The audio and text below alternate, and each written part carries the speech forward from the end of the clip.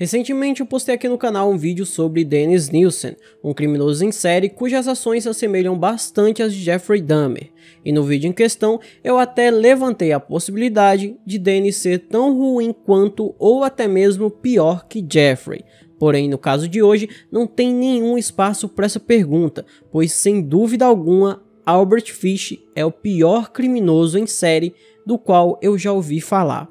Então, se você se interessa por esse tipo de conteúdo, eu peço desde já que deixe aí o seu gostei e se inscreva no meu canal. E se quiser também me siga no meu Instagram, que é esse aqui que aparece na tela. Então, dados os recados, vamos pro caso.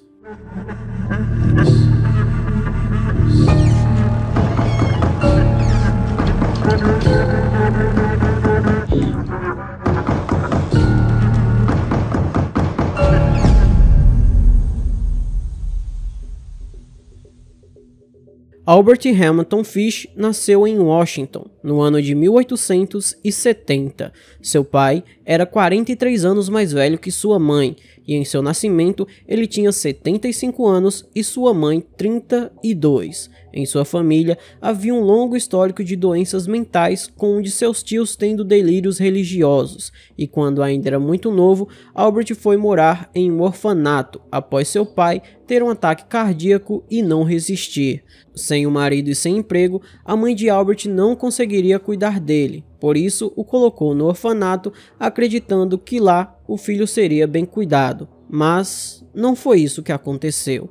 No orfanato, o garoto apanhava das outras crianças e era castigado fisicamente pelos funcionários. Albert apanhava constantemente e, com o tempo, ele começou a perceber que a sensação de dor lhe era muito agradável e, assim, começaram suas tendências sadomasoquistas. Inclusive, durante uma dessas surras, ele teve a sua primeira ereção.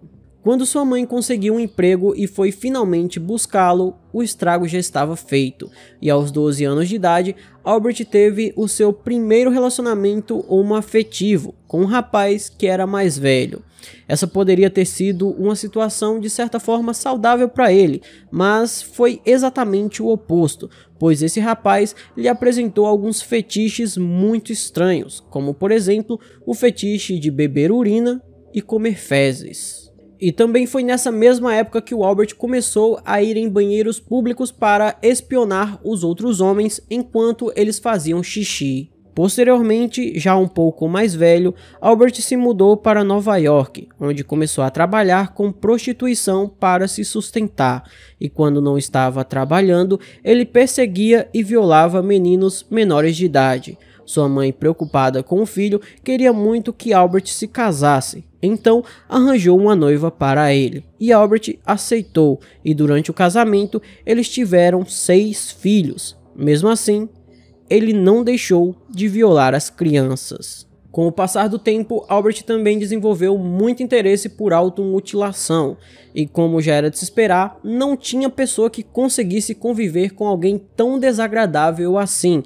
Então, no ano de 1917, a esposa de Albert o deixou por outro homem, deixando ele sozinho com os filhos. Nessa mesma época ele começou a ter alguns delírios religiosos, onde dizia ter visões com anjos e Jesus Cristo. Para piorar ainda mais seu estado mental, ele se automutilava na frente dos filhos, enfiando agulhas em sua virilha, tão profundo que algumas delas nem eram removidas. Além disso, colocava algodão encharcado no ânus e ateava fogo. Para piorar, como Albert dizia ter as suas visões com Jesus Cristo, ele acreditava que se o que ele fazia com as crianças era tão errado assim, Deus certamente iria lhe enviar um sinal. E como esse sinal nunca veio, Albert piorou. No ano de 1927, aos 57 anos, ele tinha a aparência de um senhor frágil e inofensivo. Mas nesse ano, ele raptou e tirou a vida de Billy Gaffney, de apenas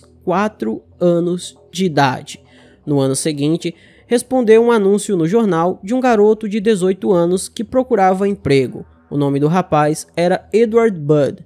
Albert se apresentou como Francis Howard e contratou Edward para ajudá-lo na sua fazenda de galinhas, que não existia.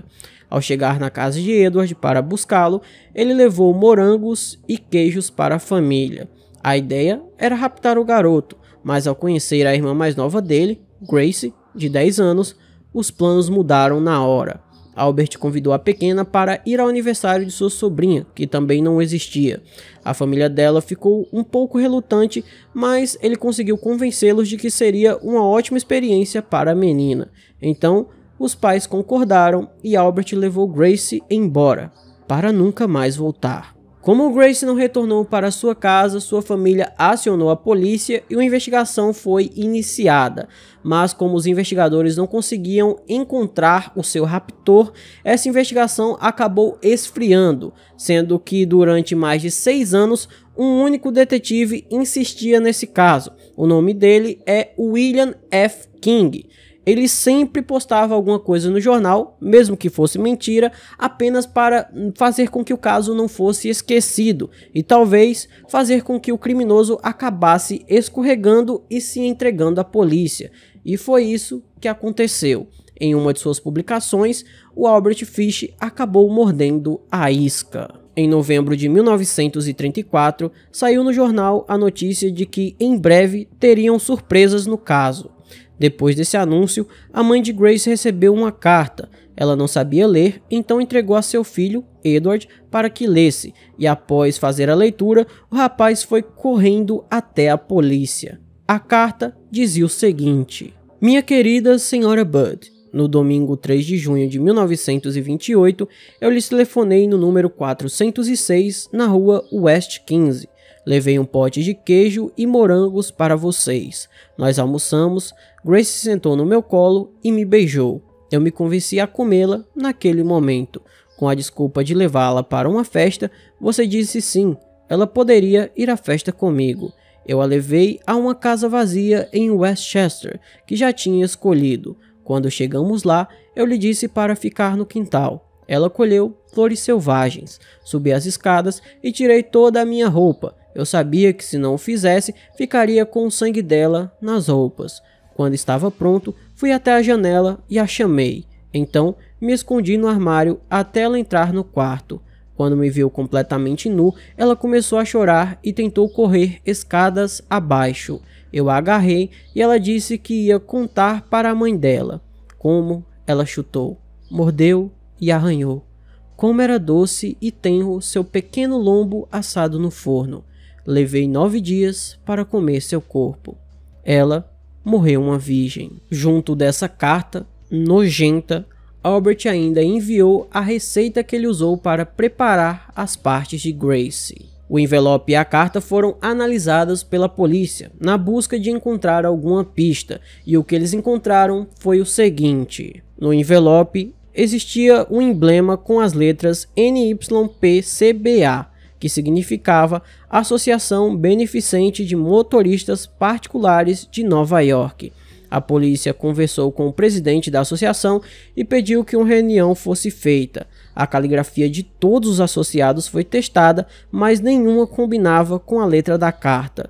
O detetive perguntou quem teria levado os envelopes da associação para casa e descobriu que um dos porteiros pegou algumas folhas e levou para a pensão que morava, e quando mudou-se, deixou os envelopes lá. A polícia foi até a pensão e descreveu as características do suspeito para a dona do local, que imediatamente disse que os detetives estavam falando de Albert Fish, mas ele havia se mudado 2 dias antes. Entretanto, ele voltaria à pensão para receber um cheque, e assim que Albert apareceu, a polícia o prendeu. Investigando seu passado, a polícia descobriu que desde 1903 haviam vários registros em seu nome. Ele já havia sido detido por furto e por enviar cartas obscenas. A polícia também descobriu que Albert era o homem grisalho que estava raptando crianças. Após ser detido, Albert confessou todos os crimes que eram atribuídos a ele e disse que teria violado mais de 400 crianças e tirado a vida de pelo menos 23. Ao investigarem a casa onde Grace teve a vida ceifada, a polícia encontrou inúmeras ossadas de crianças. Em seu julgamento, a equipe de defesa tentou convencer os jurados de que Albert tinha problemas mentais e que não tinha consciência de seus atos, mas foi provado que ele havia planejado raptar Grace Budd e que, portanto, ele sabia exatamente o que estava fazendo. Por causa disso, Albert Fish foi condenado à pena de morte em janeiro de 1936, aos 66 anos de idade. Suas últimas palavras, quando estava sentado na cadeira elétrica, foram: "A emoção suprema, a única que nunca experimentei." Então, esse foi o vídeo de hoje. Espero imensamente que vocês tenham gostado da forma como eu narro os casos e nunca do que essas pessoas fazem. Se você gostou, eu peço que deixe um like, se inscreva no canal, mande para todos os seus amigos, me siga nas minhas redes sociais. Por hoje é só, até a próxima e tchau!